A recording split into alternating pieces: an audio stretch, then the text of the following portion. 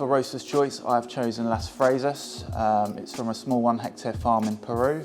The name Las Fresas of the farm is named after strawberries that are grown in the local area.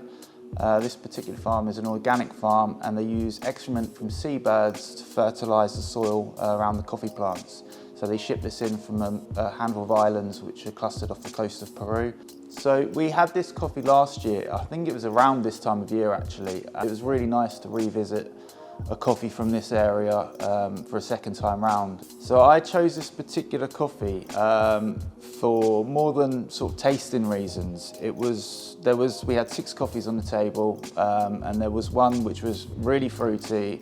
And when we done the tasting, Gareth and Angharad, they were convinced I was going to go for the fruity coffee.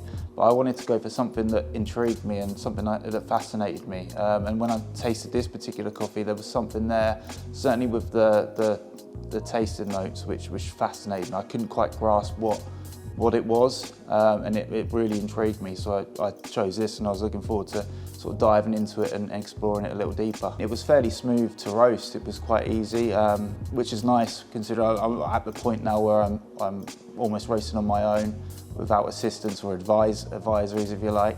It was quite a soft bean, so we've done the measurements on the density and the water content, and I sort of decided I didn't want to go too high on temperature, so I went for a 205 drop on the roaster, and then ramped up the gas to 80% after around 20 seconds.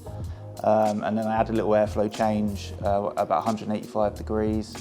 And then all in, the roast was around just over 10 minutes long, so it was quite a short roast. So with the taste of this coffee, it's something that I really struggled to pinpoint actual tasting notes. We went with apricot, apple and brown sugar in the end, but at one stage I had a chocolate, maybe toffee apple type taste, and then it changed to caramel. There's a bit. It was quite diverse in terms of the different flavours that you could taste. I feel like when you start the cup, when the coffee is hot, by the time it cools down, you're going to be drinking a different cup of coffee. There are some really good tasting notes in there, some real sort of mellow sweetness, low acidity.